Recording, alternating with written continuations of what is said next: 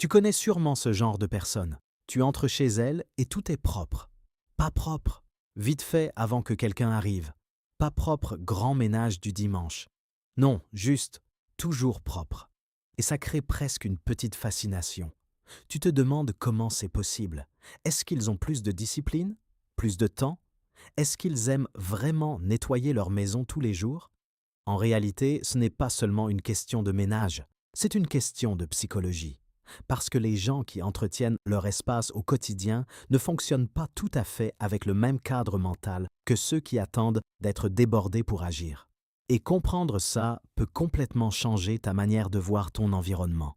Parce qu'une maison propre, ce n'est pas juste une question d'esthétique, c'est aussi une question de charge mentale, de sécurité intérieure, d'identité et de relation à soi.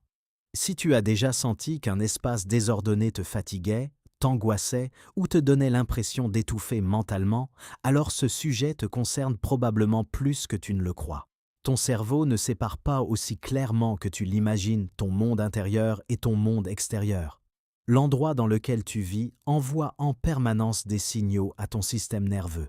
Chaque objet qui traîne, chaque pile en attente, chaque vêtement posé juste pour le moment, chaque vaisselle laissée plus tard, ton cerveau enregistre tout, et tout ce qui reste en suspens devient une sorte de tâche mentale ouverte. Autrement dit, du désordre visuel devient aussi du désordre cognitif. Plus ton espace accumule d'éléments non terminés, plus ton attention se disperse. Tu as l'impression d'être chez toi, mais ton cerveau, lui, continue de recevoir des micro-signaux de travail, de retard, de friction, d'efforts à venir. C'est pour ça qu'un espace encombré n'est pas seulement agaçant, il est épuisant. Et il peut aussi t'obliger à prendre sans arrêt de petites micro-décisions. Le problème, c'est que toutes ces mini-décisions coûtent de l'énergie. À l'inverse, quand ton environnement est rangé, ton cerveau peut relâcher une partie de cette tension. Il y a moins de bruit visuel, moins d'informations parasites, moins de rappels silencieux de ce que tu n'as pas encore fait. Et soudain, tu respires mieux, tu réfléchis mieux, tu te sens plus léger. Très souvent, elles se protègent mentalement. Elles ont compris, consciemment ou non, que maintenir leur environnement, c'est aussi maintenir leur état intérieur.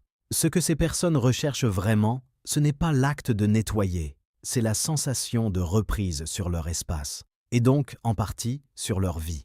Parce qu'il y a énormément de choses que tu ne contrôles pas.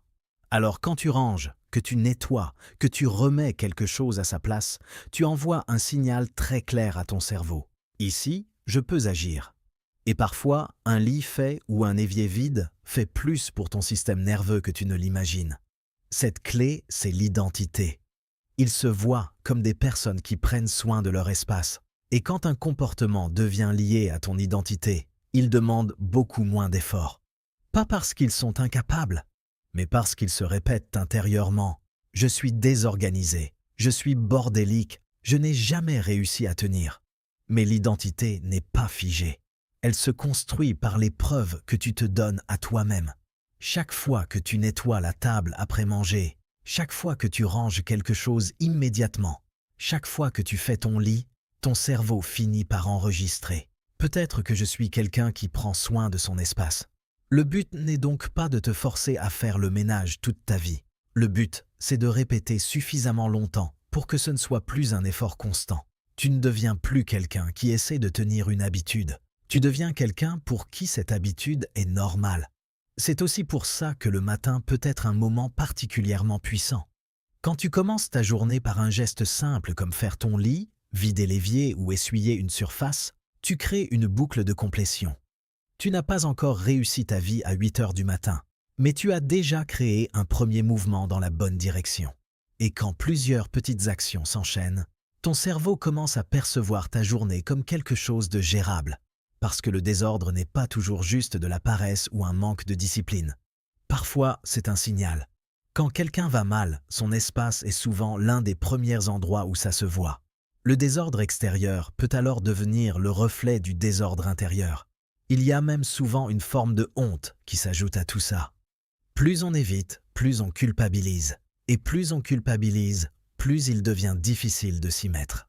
Tu rentres chez toi pour récupérer, mais ton espace continue en silence à solliciter ton cerveau. Les gens qui nettoient tous les jours ne sont pas forcément plus disciplinés que toi.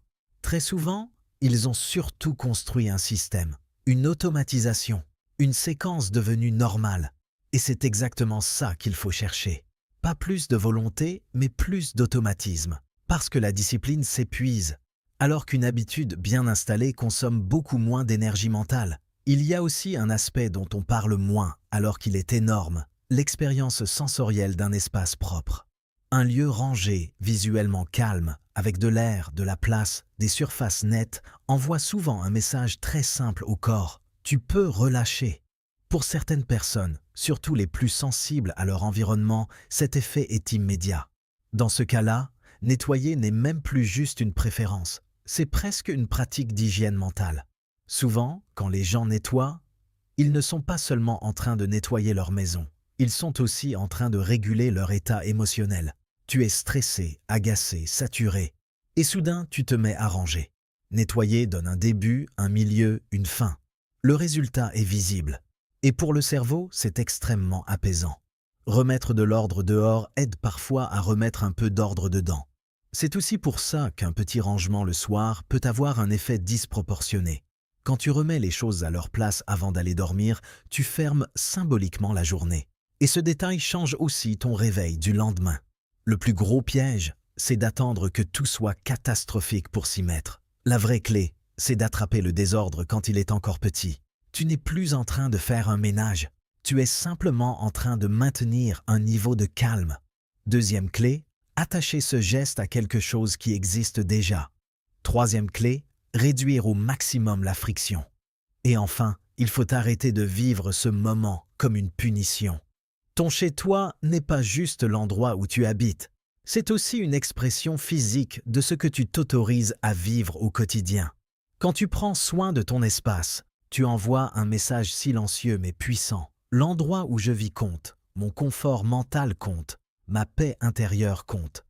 Pendant les 7 prochains jours, choisis un seul espace, juste un, et garde uniquement cet espace propre chaque jour. Pas parfaitement, simplement consciemment. Observe ce que ça change dans ton énergie, dans ton niveau de stress, dans ton rapport à toi-même. Parce qu'au fond, ce n'est pas seulement une histoire de maison propre, c'est une histoire de présence à soi, de respect de son espace, et peut-être, tout simplement, d'une manière plus douce de vivre avec son propre esprit.